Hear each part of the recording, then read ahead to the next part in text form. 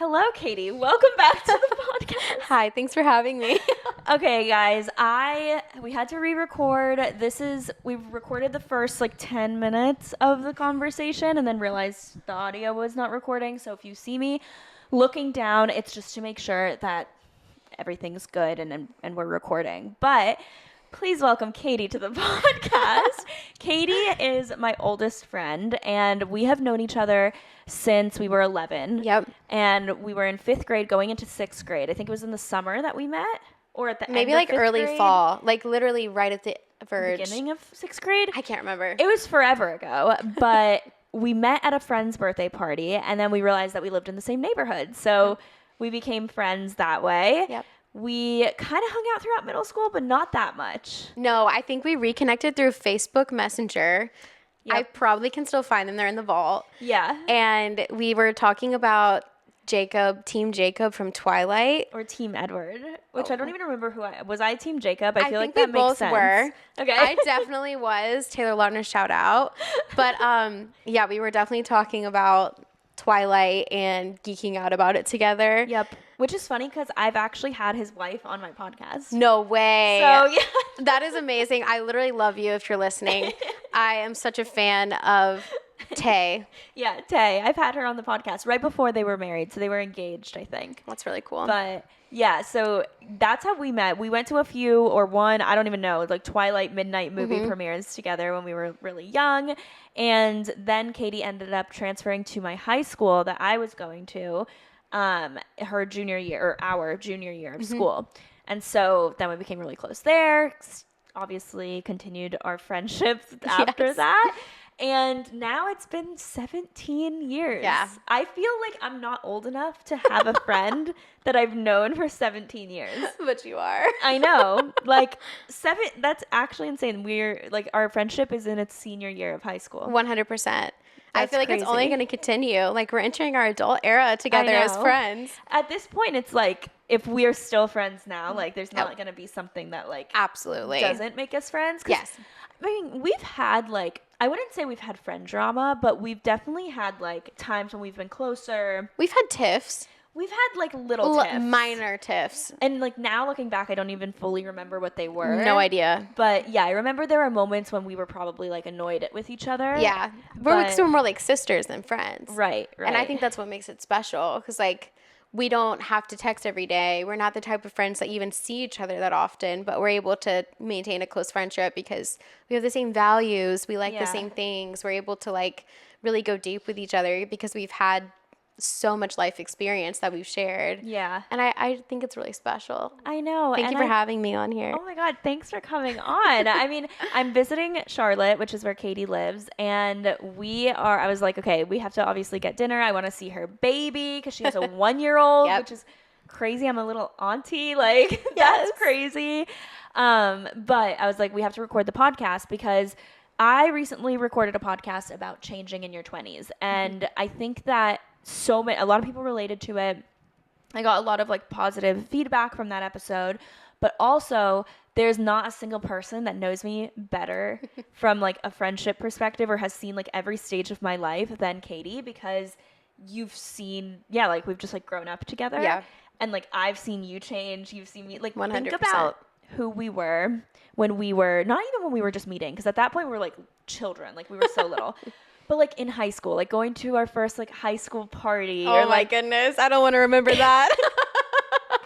But I think honestly, we've both just matured in so many ways, and we've been able to become more grounded as people. And you were talking about in that podcast, which I loved, you were talking about how you are seeking peace now, and you just want to fully embrace this season of life, even if it's not what you expected. And I just related to that so much. I think wholeheartedly, things might not be exactly how we both pictured in different areas, but it's still good. Yeah. There's still that peace that we're right where we should be. Yeah. And even when we were for example, the first time Katie came to my house here in Charlotte was when I was actually going through a breakup.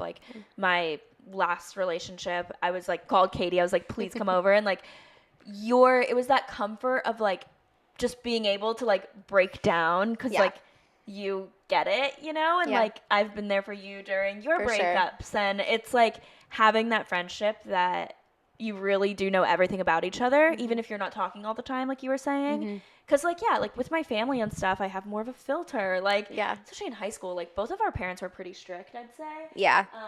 But like we would always be each other's like cover up. Like, do you remember that in high school?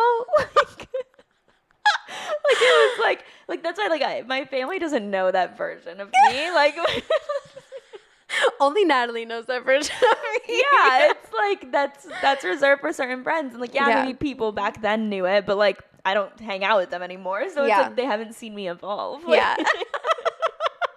The evolution of Katie and Natalie. Yeah. We're also the friends that like when we were in our early 20s, we felt so grown and we would text each other and be like, let's go to New York City. And we would literally do it. Yeah. Like I think back now to like, I think we went when I was turning 21. Yeah, we went for your 21st birthday. My 21st birthday. And we were like, let's go to New York. And we just did. And I like love that ambition in your like early 20s. And you're like, I have real money and I can go do whatever I want. And like, I'm so glad we experienced that era together. Yeah. Like you were in relationships and I was single. So it was like different, but it was so like, it's so fun to look back and have those memories with you. Like now that I'm like, now I'm settled and married and like in a different stage of life, but like I can still like reflect on all the life experiences we've shared and like we'll continue to share as we get older. Yeah. No, I'm like, and it's funny because we were saying this in the first recording that wasn't recording, but there's like some of my best friends in Miami, for example, have known me for the past 2 years, 3 years.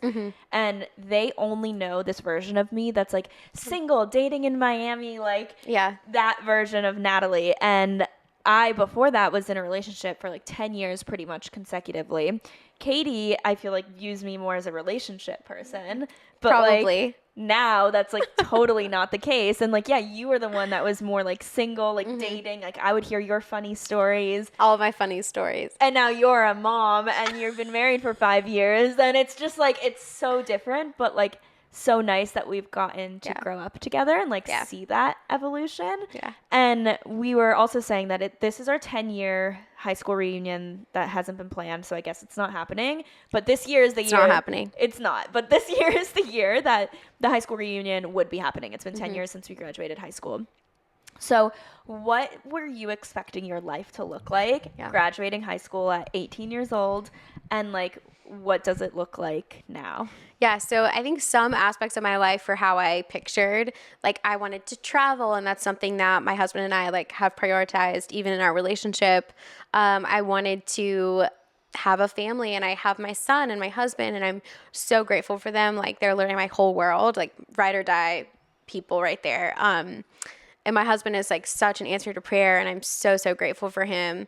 I think like the aspect that I feel that, you know, insecurity or just like uncertainty about is probably my career, which is like the opposite for you because your career is like taken off and you're doing all these like really cool things. And I think I can speak to like the opposite side of that where like I had ambitions. Like the first podcast I recorded on here was about being a teacher, and I loved that era of my life. I loved being a teacher. I have no regrets. I have amazing students that like still reach out to me as adults, and it's just such a privilege to be in that position. But now I left teaching after teaching in COVID and after COVID for a few years. Things just really shifted in the educational system, and it was something where teaching unfortunately like really impacted my mental health, teaching in the pandemic. And I left for myself and for personal growth. I started a couple businesses that took off, and I was super grateful for them. And then I got pregnant, and it was like, okay, well, at least I'm a business owner and I can still do that. But I had my son premature. So unfortunately that involved a lot of medical uncertainty and doctor's appointments and procedures and therapies that I wasn't really prepared for as a new mom, and I had to put my career on hold indefinitely. And I like don't regret that for a second. I love my son. I'm so grateful to be the one caring for him. It's a privilege to be able to stay home with him. Yeah. And I recognize that, and I'm grateful to my husband for that. It's also like hard as an ambitious person who has always wanted to like be my own boss, which I was, and have those career aspirations to be someone who now is in a permanent like caretaker role. That's been a bit of a difficult transition for me, and not a lot of people talk about it. And it's not that it's without joy. It's just some days are harder, you know? Yeah. And so I think now I'm moving to Hong Kong, which is something we'll also probably talk about. But I find myself as like the trailing spouse is like the expat term for what I'm doing. Moving with my husband for his job, and I'm going to be on like a dependent visa. So I won't be working there. And so I find myself in like a position of uncertainty career-wise. And so I think that's the aspect I could relate to a lot in your career, in your podcast, when you were talking about how your career is really taken off and like you're doing all this amazing stuff with Rella, but like you're not where you thought you'd be in terms of having a husband or kids. So I'm kind of the opposite of that. But I really related to a lot of like what you shared still because it's relevant. Yeah, I feel like I didn't even think about the other side of it. Like you are like we are very on like different paths, but still so similar too. Because like I always thought that at this age I would be married with, I didn't know if I would have kids by now, but like I thought that I would be married. And again, like I've always been a relationship person. I've always been someone that like was, I guess more like college and on, because in high school I really wasn't, but like I just always thought that that's where I would be. And I was always ambitious. So I did always think like I could have it all. Yeah. And I don't think that like you can't, like I'm not sitting here saying like, can you have it all? Because I think depending on the circumstance, but I think that there's going to be seasons where you definitely don't. Yeah. Like there's majority of your life, I think you will not have it all. Like I think that's the case for anyone. Yeah. Because like even if I were to, you know, let's say have a kid right now or have a relationship right now, I would still have to give so much of my life to my business where like I don't know the type of relationship I would be able to have right now. Yeah. That's not to say I don't want it and I want to like test it out, but like it would be hard, you know? Like I can't like give up, you know, it's something that in the middle of like what I'm working on with the business. And so I always wonder, like I'm like, dang, like when I was in my previous relationship, for example, me and him met when we had graduated college. So I was working, we met at the same company. Like I was working for Accenture. Yeah. So like we were on the same like track, like both of us working for Accenture. And then later on, like I quit my job. I started a business. I started like growing in my career, let's say. And so did he, and like what the path he was doing. But like we both started at the same point and like understood each other. Like we both grew together, I guess. Whereas now I always think like whoever I'm going to date next, like they're not going to know the part of me that started this. You know what I'm saying? That's like, so true. Oh my gosh. And that like is really, it's really hard to think about because I'm like, dang, like that like was such a pivotal time in my life when I decided to quit my job and I decided to like do this full time and like you don't even know that part of me. Like but I know that part of you. I know, and that's why we have friends. But it's like it's really hard to wrap my mind around because I'm like, are they even gonna understand? Like sometimes I think that like anytime I've gotten into a relationship, it's been during a period of transition. So like, oh, that's true. Very first boyfriend was pretty much like right when we were going to college. Like it was the end of senior year, like we were going to college. It was like that transition period. Then second relationship was like a summer in between grades, but you know, like college, like felt like it was a transition period. And then my previous relationship was right when we graduated college. So it was that like transitional. Yeah. Like I wasn't in the middle of anything. That's so true. And so I'm like, dang, like what does that mean? Like does that mean whoever you meet's going to have to just come right along and ride the train with you? Yeah. Like he's going to have to just be like, all right, I'm on board. Let's do this. Like, but I mean, that's your type anyway. I know, but it's like really hard for me to think about because I take a lot of like pride in my journey, I would say. And so to say that like I'm gonna like someone's gonna come along and like I'm gonna have to explain that to them, or like will I have to explain that to them? You know, it's like it's hard to think about. But I guess like you and Jeremy met. We met like post college, but we were already in our careers.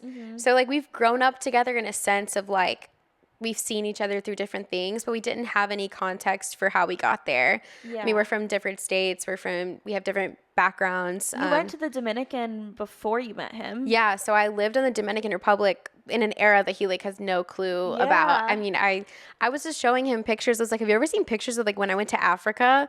Like I've just always done random things. And he's like, I've never even seen a picture of Africa. And I was like, oh, this is like something that was really impactful to me. And like, I had to like explain it to him. It was a little awkward. Like, oh, here's a picture of you when I was like 19 and went to Kenya, and here's some lions I saw. And he's like, oh, this is awesome. We've been married for 5 years. Why haven't I seen a picture of a lion? You know, but I think you're always having to like learn and grow together, but that's what makes it beautiful in a way, because you're experiencing each other in real time, but you're also like able to peel back the layers each year that you're together and like evolve as people while peeling back the layers at the same time, and while learning about each other's past and histories. And like it just becomes like a richer experience in a way, because you're able to tell the story, or not tell the story if you don't want to, but like being that transparent with someone when it's your time will be so meaningful, because you get to take them on a journey, and you've documented your journey. That is true. So if they want to see it, it's there.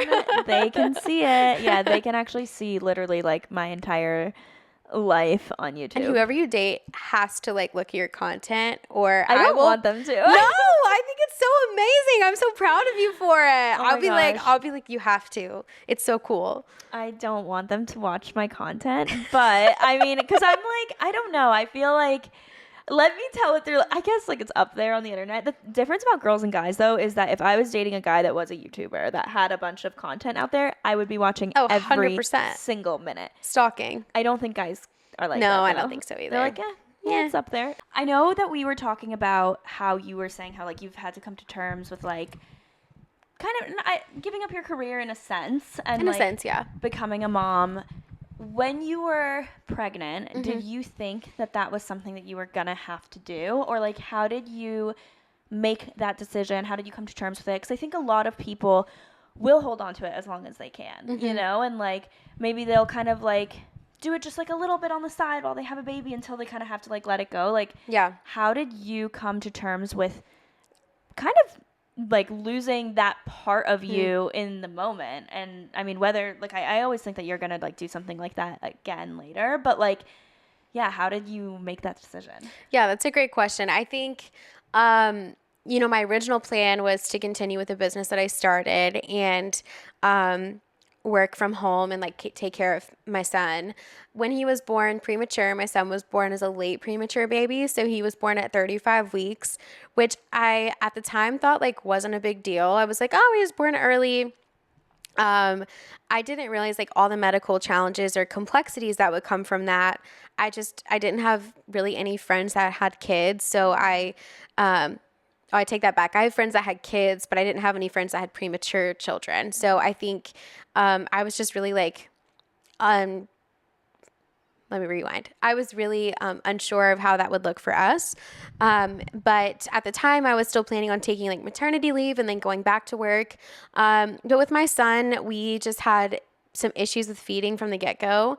And that resulted in like one specialist after the other. And after 8 weeks, knowing that I was still taking him to speech therapy and he just had a major procedure on his mouth, and we were going through so many unknowns at the time, I just felt like I have to admit to myself that I can't do it all. Yeah. And that's really hard because I'm someone who really wants to do it all. Yeah, and you have in the past. Thank you. I mean, I was really juggling a lot. Like, I'd worked 4 jobs. I had started businesses while I was teaching full time. I was like, I kept justifying to myself that I can do it. But I looked at my son and I realized that while I can do it all, do I want to do it all? Is it worth what the potential drawbacks of missing out on time with him and having all these uncertainties around his health, having to trust someone else to deal with all of the uncertainties. And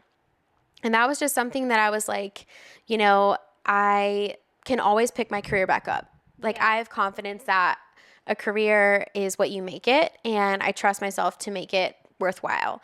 But I can't always get that time back when he's little, and I would just miss out on certain small moments that I knew I would be able to have if I stayed at home. But it was a really, really hard decision because I never wanted to be a stay-at-home mom. Like, that was something that I, like, literally in my wildest dreams did not see for myself. And my husband really encouraged me. He was like, you just don't have, like, he was really honest with me. He was like, you don't have the bandwidth for everything right now. And, like, being a mom to a child with unique needs really took a lot out of me. And I realized that I couldn't give all of myself to my career and be a mom that I wanted to be.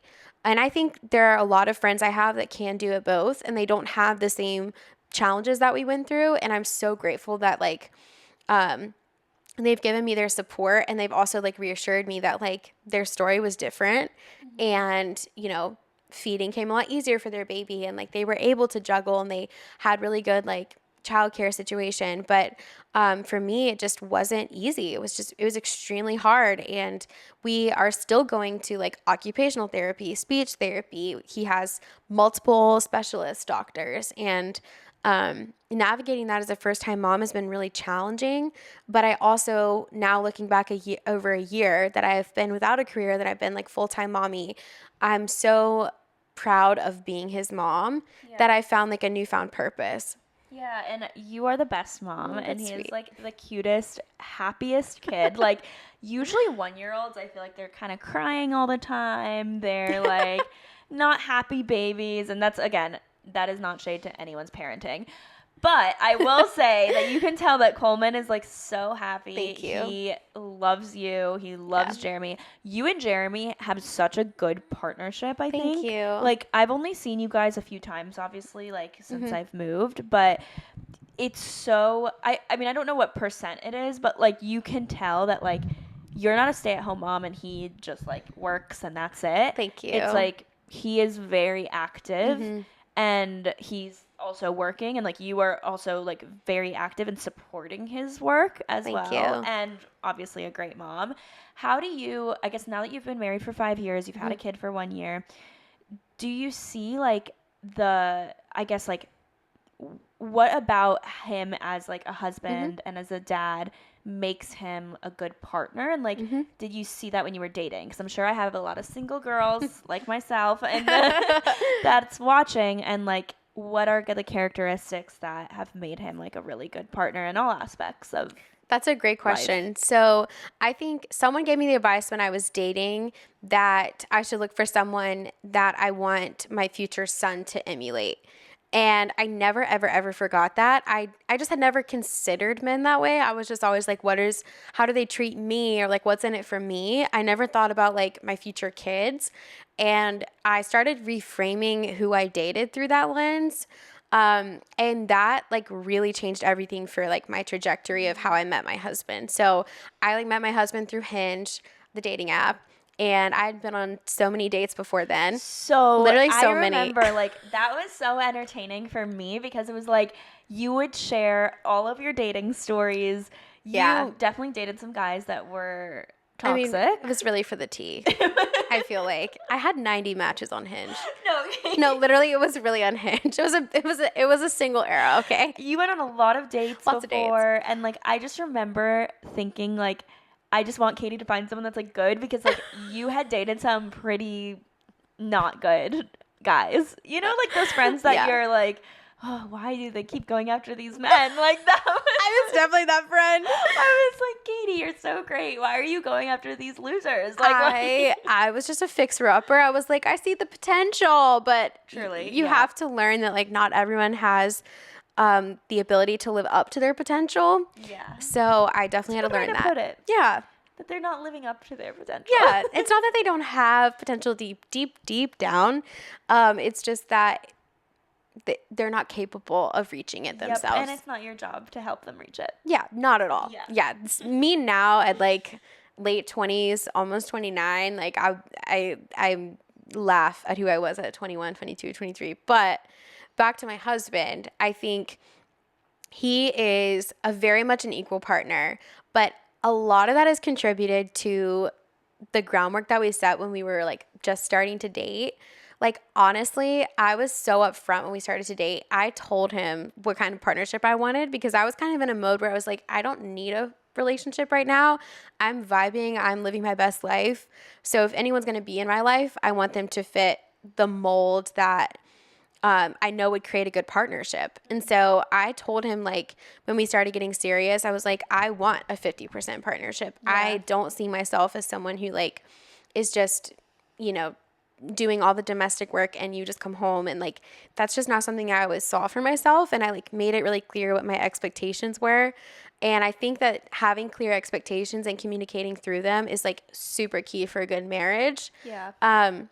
I remember you telling me that you guys had this conversation when you were like, by the way, like, I'm not putting up with it. Like, I forgot what you said, but it was like, you're like, yeah, I just talked to Jeremy because I was like, he better not expect me to be this person that just like stays at home and he just comes home from work and everything's done, or like that he doesn't feel like he has to like continue to date me. I think that's what we were talking about, like, not like getting too comfortable. Yeah, like letting things fizzle, because I feel like you see a lot of relationships where it becomes so one-sided in different areas. And like, while our relationship on paper kind of looks like that, now that I'm the stay-at-home mom and he's like the working dad, we very much have like tried to have our own identity within our relationship. And we also have different responsibilities, like, and we have clear communication. So like, if I'm wanting him to vacuum the floors, I just say like, hey, can you vacuum the floors? I'm not going to like be resentful and hold it over his head. Mm-hmm. I'm not going to be passive aggressive either and just be like, I guess I'll do it. You know, I just communicate clearly, and he respects me as an individual. And I think that's what I love so much about him, is that he sees us as a partnership of two individual people and not just like me as his wife who can submit to him. Right. And like do everything for him. So I think it's a lot of his mindset too. But I mean, we've been to therapy. We have great therapists. Shout out to like mental health is very important. And so I think that's helped us learn different ways of communicating, because we come from different backgrounds. We come from different expectations. Everyone does. Mm-hmm. And so I think going to therapy together is really helpful. But what I love about my husband is that he's continually willing to grow. So like, as people, you know, you change as you get older. We've definitely changed in the 5 years we've been together. We're not the same people we were at 24. Like, we are very different, and we are able to accept each other as we are now. And so I think being able to grow, communicate, and work through those changes, and then acceptance. Mm-hmm. Like, being a mom has changed my priorities. It's made me more nurturing and made me like think of my son in like such a high regard. And like, Jeremy's not resentful of that. He understands that that's my role. Like, I'm a nurturer, I'm a caretaker, I'm a mom now. And like, he's not sitting over there like, well, when is she going to pay attention to me? He like jumps in and is active too. And at the same time, we prioritize like doing stuff with each other. So we try to like, our date nights now look really different. Like, we're watching House of the Dragon before bed, and we only make it through like 20 minutes of an episode, but that's a date to us. Yeah. Like, we're not like in the stage of life where we can go to dinner and like pay for fancy trips all the time, but like, we can sit in bed and like watch a show for 20 minutes before you fall asleep. Yeah. And so we've grown in our expectations of like just being present in the season that we're in. Yeah, I think that one thing also that I always noticed about you guys too is that you never really played any games with each other in the beginning. Oh, yeah. And as I'm now dating people, I just realized that it's like there's so many like pieces of advice out there, or you talk to every single one of your friends about a situation, or you're like, there's so many like TikToks about like, ladies, listen up, if a guy is doing this, then you got to do this, or a girl is saying, you know, and it's just like so overwhelming of like, okay, how do I act if I'm talking to someone? And I think I've just like come to this realization where like, I'm gonna be myself. Because there's like, anytime I see a TikTok now that's like about dating advice, I just scroll right past it, because I'm like, I don't want to hear about how to act or what to do or what to say, or if you say this, you're not gonna like, he's not gonna like you, or if you do this, you're gonna come off as this. And it's just like, if I am myself and they don't like me, then that's not for me. Yeah. Like, that's it. Like, I don't think I will. The only dating advice that I've listened to that I actually think is really good lately is, like, you can't say the wrong thing to the right person. Love that. And it's like, you really can't. Like, yeah, like, if you said that to Jeremy about, like, hey, this is what I expect, and he was like, whoa, that's too much for me. Then great. Then we know it's not the right person. Like, amazing. But, like, he was the right person, so it, like, worked out. And so that's kind of, like, the mindset I've been trying to have with dating. And it's funny because I do, like, share my stories. Like, every time I go on a date with someone, I'll send all my friends a voice memo. I love it keep so them much. Entertained. I literally, like, Katie and I, like, are not texters. Like, we're not texting each other. I'll just, like, randomly send her a voice memo, and I'm like, for your and Jeremy entertainment. And it's literally my favorite thing when I get those voice memos. I'm like, it's a podcast. It's a personal podcast. Yeah. I love it. I can't wait. So, like, I'll do that, but I try not to, like, take that much advice. Yeah. Because I think, like, I just need to be myself. 100%. You get too in your head. And I feel like you and him were very much, like, did not do things the way normal people would tell you to do them. Oh, we did things so counterculturally. Like, I could not have been more different than, like, what the culture's advice. Like, my husband and I only dated for 6 months before getting engaged, which is, I know, crazy, whatever. But I was someone who, like, I'd been in serious relationships before. So had he. We weren't, like, that wasn't our first relationship. We weren't just, like, jumping the gun. I mean, we were, but we knew like what we wanted. And I think just being so upfront with each other about, like, expectations helped us, like, weed the big questions out. Like, I had a 3-date rule. I still think that's smart. Like, giving someone your time for more than 3 dates is just, like, that's, like, really valuable time. So I was kind of someone who, if I didn't feel it after 3, it's just really not happening. If I don't feel it after 1, I'm like, I'm out. 100%. Like, definitely, I'm like, yeah, after 1, you should either be excited or not. And if you're not excited, don't. It's just not worth your after 1, not worth your effort. I don't know what's gonna happen, but, like, if I'm not excited, if I'm, like, dreading the second one, it's like, I'm not gonna do that. Yeah, big red flag. And so, and, like, we never ghosted each other. We never played games, yada yada. But we also just were, like, in a stage of life where my husband had a job that was mobile. So he was moving to a different city. And I was like, I just don't want to do the long distance. It wasn't even long distance. It was like 4 hours. But I didn't want to do that and make the effort, honestly, if it wasn't going anywhere. So it kind of helped us, like, speed things along. Now, getting married really fast and young, it does have its cons, I would say. Like, we definitely had to grow a lot along the way. Like, we had to learn how to communicate better because we didn't have a lot of time dating. Yeah. But I feel like at the same time, when you know, like, it's so cliche, but it is a gut feeling of, like, could I see myself with this person forever? Yes or no? Like, yeah. And you guys spent so much time together. So you did get engaged quickly, but like, at one point, you guys didn't live together, but you like spent, like, I remember you lived pretty much in Greenville, like, when he was. I was spending as much time as I could because I was like, I need to get to know this man. Like, I don't want to, I'm not going to, like, walk down the aisle to someone I don't know, but, like, he became my best friend. And I always wanted to get married to my best friend. And I think that was someone who, at the time, like, I just needed someone steady, and he was, like, he still is really consistent and really steady. And I was kind of, like, waiting for the shoe to drop. So I was like, oh, like, if more time I spend with him, maybe I'll, like, see if he's the same.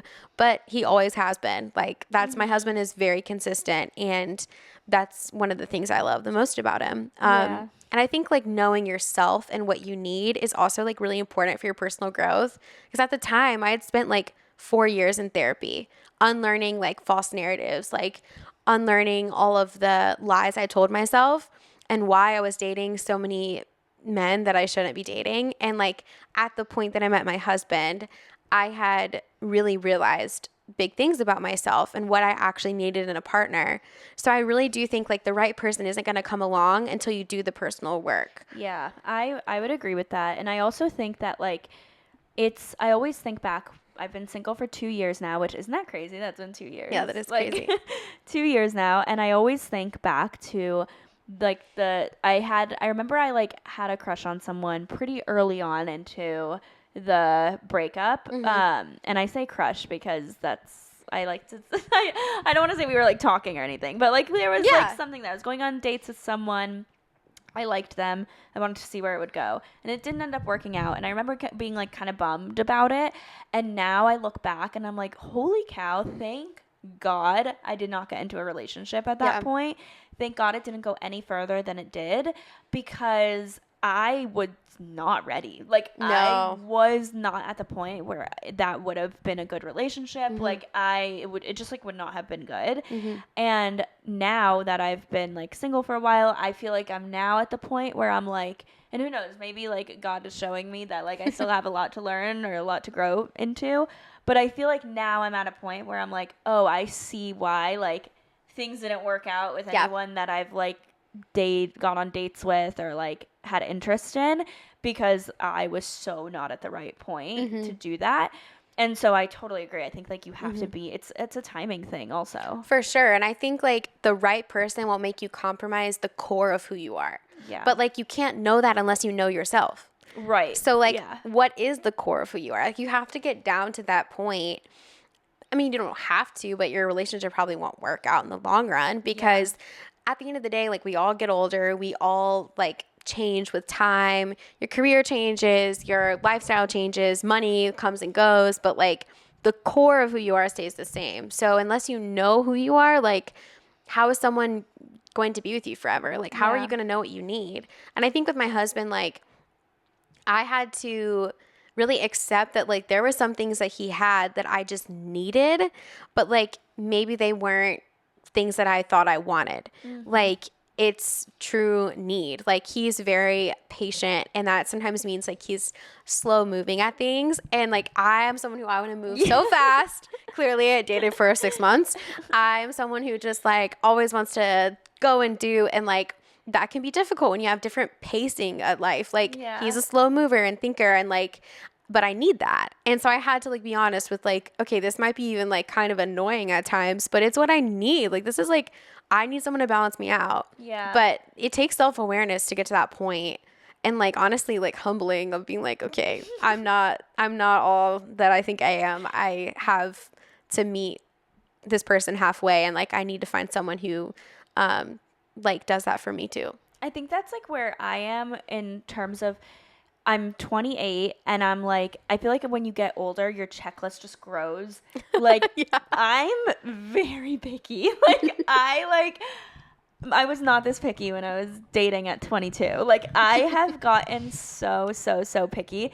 I think in a good way for the most part. It is a good thing. I do think it for the most part it's picky, but there are some things where I'm like, I need to learn that like they don't have to be this like checklist. Like some things are more superficial on my checklist that I can be like, okay, I don't necessarily need this, but like please, like I'm like I would really like all these things on my checklist. So just having to like learn what's actually like needed versus what's like a preference. The core of who you are versus like your preference. Okay, they have to like look like this or be like you know, like those types of things I think can change. For sure.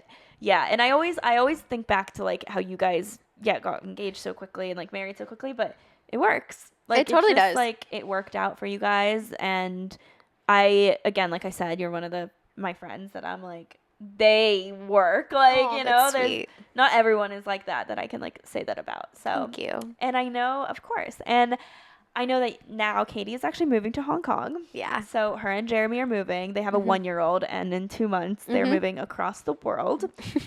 How is like, because you're similar to me where we're very impulsive. Yes. So like, was that decision to uproot your family and uproot your life? Obviously, I don't think that you ever thought that you would do something like this. No. Like, how was that decision? What are you excited about? And like, what do you think your life is going to look like in a year from now? Yeah, I definitely, if you had told me a year ago that would be happening, I would probably have laughed, because we're very settled here. We have a great church. We bought a house. Like family is nearby. My family is here. Like we're so rooted that I think I always pictured raising my son in like a very stable, secure environment. Like, and when we made the decision to like potentially have a child, we did it with the understanding of like, this is what our life is kind of going to look like. Gonna be here in Charlotte. Yeah. Yeah. But I think, going through like the medical challenges with my son was really, really, really hard. But it's also taught me to hold life a little bit lighter, like a little bit looser. I think I'm just so grateful that he's healthy now and that we are a family, that I think I've learned that all the other stuff is more of a preference. Yeah. And I really am excited about the adventure of raising him in an international community, and to be an expat and to experience life outside the US is going to be an adventure. It's going to be challenging. Thankfully, I've done it before for a short period of time. For 6 months, I was in the Dominican Republic as a teacher. But I think this time it feels a little bit more real in the sense that it's not temporary. Like, we are completely uprooting our life. And it definitely wasn't a quick decision. Like, it was a 3.5-month interview process. Very, very proud of my husband for his career trajectory and what's brought him to this point where he is getting an international position. But, it's definitely comes with its challenges of saying goodbye to the familiar. But I think just learning how to go with the flow as a parent. I mean, it's really easy to feel scared about the unknowns as a mom because I'm not moving as Katie, I'm moving as mom. Mm-hmm. And that's a different weight. Like, that's like, I'm responsible for my son's experience because I will be his parent and his primary caregiver over there. And so I think that's come with its own like emotional challenges of like, I'm not going to have the same support system over there. But I think, wow, what an opportunity to just engage with a different community and to learn about a different culture and travel the world. And just, I'm super grateful for the experience that I think we'll share.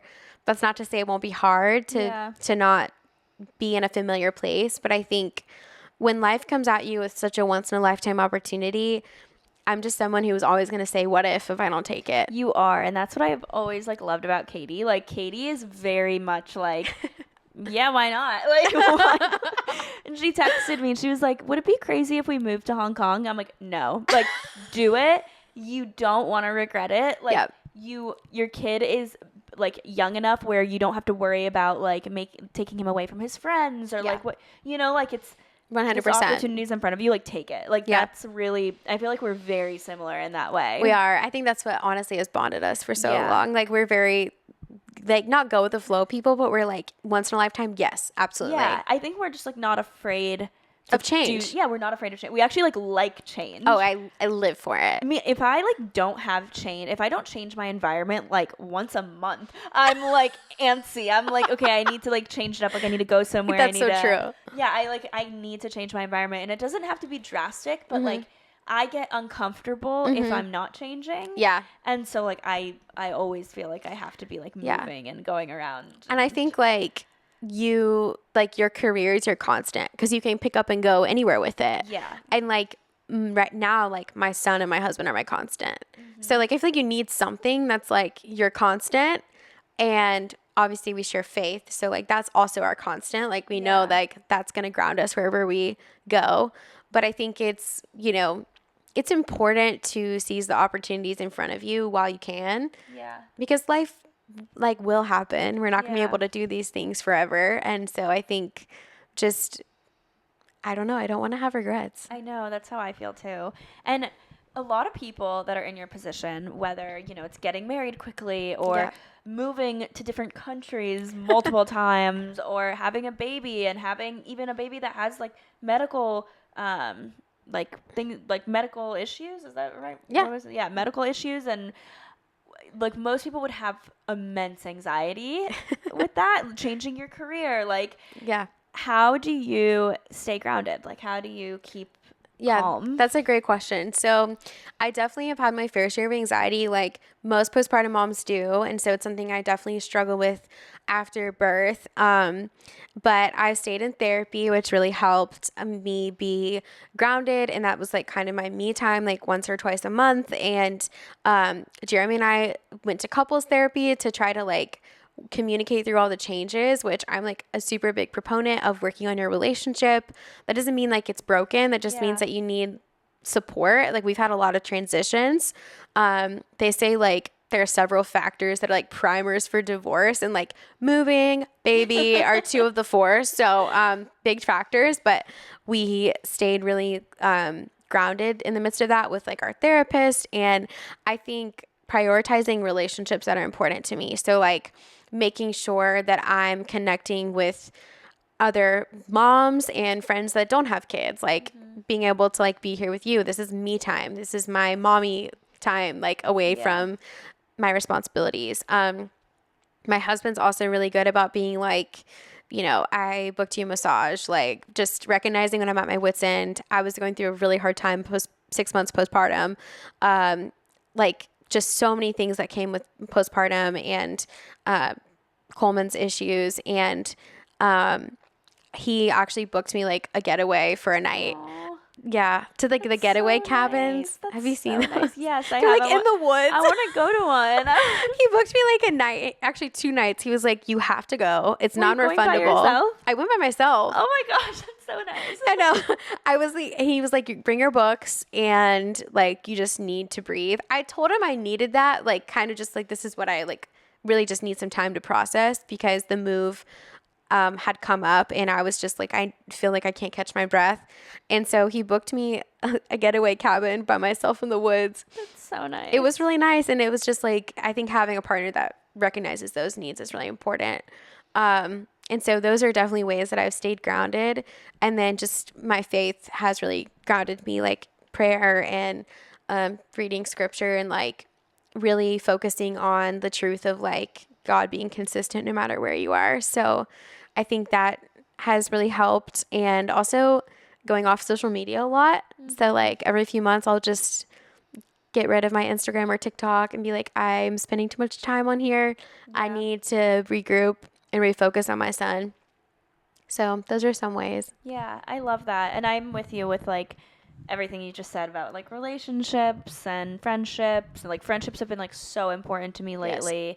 And even like obviously like we have the same faith, and just realizing that like no matter what happens, I always just think, like you said, yes, like God is consistent, but like it's gonna work out. Like I always just think like his plan is already set. Yep. Why am I stressing about it? I can't change it. I'm not gonna change it. So like I'm just gonna do what I know I need to do, and I'm gonna, you know, like keep one foot in front of the other and it's gonna work out the way it's meant to. Yeah. Because I always think back to like the things in my life that didn't work out in the moment, like things that I wouldn't have necessarily picked. And I'm like, wow, thank God that those things happened. 100%. I mean, I feel like I believe that everything's kind of like in God's control, and I can't change it. I can't change the fact that my son was born early, but I can love him. Yeah. I can show up every single day and be the best mom I can.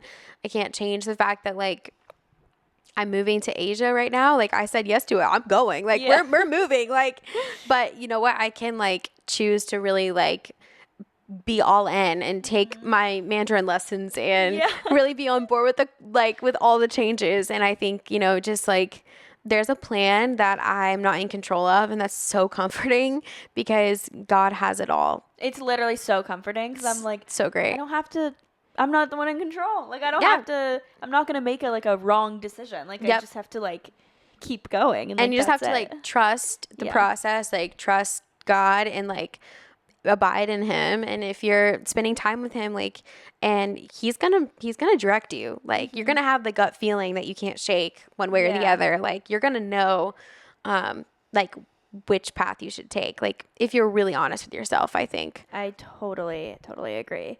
Well, this was so much fun, Katie. Yeah, this was a lot of fun. This was our own catch up. Like you guys, this is definitely like a therapy session. We just had the camera and mics just to record it in case we said anything good. But like, yeah, no, thank you so much for coming on the podcast. Thank you for having me. Oh, where can they find you?